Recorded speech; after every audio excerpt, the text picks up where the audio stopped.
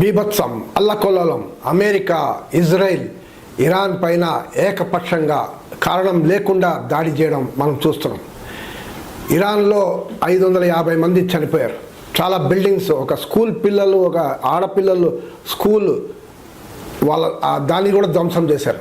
పిల్లలంతా చనిపోయారు. అదే రకంగా అక్కడ సుప్రీం లీడర్ ఖొమైనీ, ఆయన ఫ్యామిలీ, అదే రకంగా డిఫెన్స్ మినిస్టర్, కమాండర్స్, వీళ్ళందరినీ కూడా ప్రెసిషన్ స్ట్రైక్ అని పేరు చెప్పి వాళ్ళని చంపేశారు. ఏదో ఇరాన్ పైన దాడి చేస్తే మనకెందుకు అని ఆలోచిస్తే మనం చాలా పొరపాటు పడతాం. ఈరోజు మనం చూస్తున్నాం వెస్ట్ ఏషియా, మిడిల్ ఈస్ట్ అంతా కొంచెం పెద్ద సమస్యల్లో ఉన్నాయి. ఇండియా నుంచి చాలామంది లక్షల మంది ఈ వెస్ట్ ఈస్ట్లో పనిచేస్తున్నారు.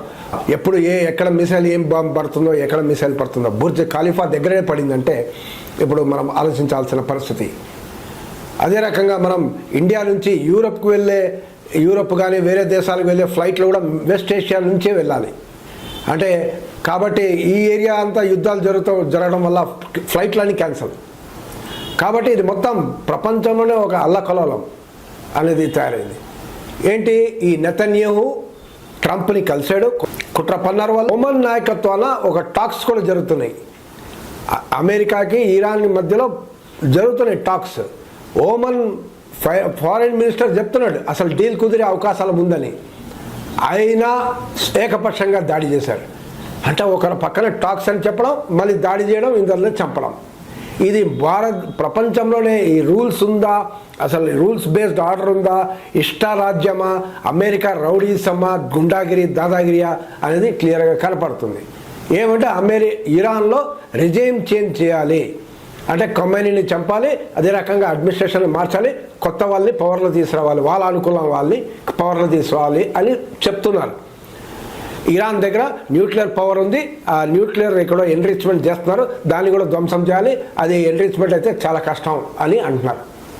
ఇది కానీ మనం చూస్తే గతంలో ఇరాక్ పైన దాడి చేశారు, లిబియా పైన దాడి చేశారు, సిరియా పైన దాడి చేసి అలాంటి వాళ్ళ అధ్యక్షులందరినీ చంపేయడం జరిగింది. మరి వాళ్ళ దగ్గర న్యూక్లియర్ పవర్ లేదు కదా, మరి వాళ్ళపైన ఎందుకు చేశారు అంటే ప్రధానమైన కారణం ఈ ఏరియా మిడిల్ ఈస్ట్ రీజియన్లో వెస్ట్ ఏషియాని కంట్రోల్ చేయడం చాలా ఇంపార్టెంట్ ప్లేస్. ఆయిల్ అవన్నీ ఉండడం వల్ల దీన్ని కంట్రోల్ అనేది చాలా ఇంపార్టెంట్. సో కంట్రోల్ చేయాలంటే ఎవరో అడ్డంగా ఉన్నాడు. ఎవరు? Iran is thorn in the flesh, ముళ్ళులాగా నిలబడింది. కాబట్టి ఇరాన్ని ఖతం చేస్తే ఫ్రీగా మనం దోచుకోవచ్చు అనేది అమెరికా వాళ్ళ కుట్ర. నెతన్యాహు వాళ్ళ కుట్ర కూడా ఆ రకంగా పాలెస్టైన్ సబ్జెక్టే లేకుండా చేయడం, పాలెస్టైన్ని కూడా సర్వనాశనం చేయడం అనేది వాళ్ళ ప్లాన్. ఇప్పుడు మనం చూస్తుంటే అపోజిషన్ టు వార్ ఉంది. ఇజ్రాయిల్లో కూడా యుద్ధానికి వ్యతిరేకంగా నిరసనలు జరుగుతున్నాయి, అమెరికాలో పెద్ద ఎత్తున జరుగుతున్నాయి. మరి ఇంత మాట్లాడుతున్నారు, నార్త్ కొరియా మీద అమెరికా ఎందుకు దాడి చేయట్లేదు? దాడి చేస్తే నార్త్ కొరియా ఖబర్దార్, అమెరికానే నాశనం చేస్తా అని చెప్తున్నాడు. అంటే కాబట్టి అలాంటి దేశాలపైన అటాక్ చేయట్లేదు అమెరికా. ఇజ్రాయిల్ దగ్గర అణుబాంబులు ఉన్నాయి, అణు ఆయుధాలు, అవి చెప్పట్లేదు, సీక్రెట్గా సమకూర్చింది. దానికి అమెరికా తోడింది. ప్రపంచ యూరప్ దేశాలు, వీళ్ళంతా సామ్రాజ్య దేశాలంతా ఇజ్రాయిల్ సపోర్ట్. మరి ఇప్పుడు IAEA, international atomic energy association ఒక వార్నింగ్ ఇచ్చింది. ఇజ్రాయిల్లో ఉన్న అణు ఆయుధాల కర్మాగారాల పైన పడితే, రేడియేషన్ వస్తే అది ప్రపంచానికే నష్టం అనేది ఓ వార్నింగ్ అనేది ఇవ్వడం జరిగింది. ఇప్పుడు ఇరాన్ కూడా ఏం చేస్తుంది, అమెరికా బేసెస్ ఎక్కడెక్కడ ఉన్నాయో అక్కడ మిసైల్ కొడుతున్నాయి. న్యాచురల్గా కొట్టాలి కూడా.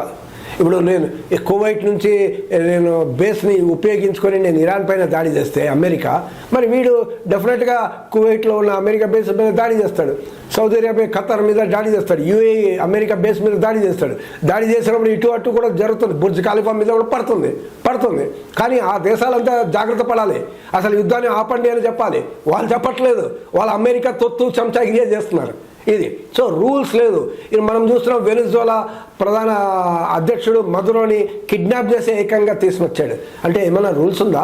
వేరే దేశం ఒక అధ్యక్షుడిని కిడ్నాప్ చేసి తీసుకురావడం, ఇక్కడ వేరే దేశం ఒక నాయకుడిని డైరెక్ట్గా చంపేయడం, వరల్డ్ పైన ప్రెషర్ పడుతుంది. ఇప్పుడు ఆయిల్ ఇప్పుడు వేళ్ళ పైన ప్రెషర్ పడుతుంది వేరే దేశాల పైన. అయ్యో నా ఆయిల్ కొనాలి, నా దేశం నుంచి ఆయిల్ కొనాలి, నా డాలర్లోనే కొనాలి, నా వ్యవసాయ ఉత్పత్తులు కొనాలి, లేకపోతే నీ మీద కూడా బాంబు వేస్తా అని బెదిరించే అవకాశాలు ఉన్నాయి రేపు. ట్రంప్ ఎందుకంటే మద్రోని చేశాడు, వెనిజులా చేశాడు, సిరియా చేశాడు, ఇరాక్ చేశాడు, ఆఫ్ఘనిస్తాన్ చేశాడు, ఇప్పుడు ఇరాన్ చేశాడు. ఇప్పుడు ఇలా మిగతా దేశాల పైన కూడా చేయొచ్చు అని మనం చూడాలి. ఇప్పుడు స్ట్రెయిట్ ఆఫ్ హోర్ముజ్ అనేది ఉంది ఇరాన్ దగ్గర. ఆ స్ట్రెయిట్ నుంచే మొత్తం ప్రపంచం ఈ ఈస్ట్ నుంచి వెస్ట్ ఒక వ్యాపారాలన్నీ నడుస్తుంటాయి. ఆయిల్ వ్యాపారాలు, మిగతా వ్యాపారాలు, ట్రేడ్, షిప్పింగ్ అంతా జరుగుతుంది. ఆ స్ట్రెయిట్ ఆఫ్ హోర్ముజ్ని నేను క్లోజ్ చేస్తానంటున్నాడు ఇరాన్, బెదిరిస్తున్నాడు. క్లోజ్ చేస్తే అంతర్జాతీయంగా మనకు ఆయిల్ అనేది బంద్ అయిపోతుంది.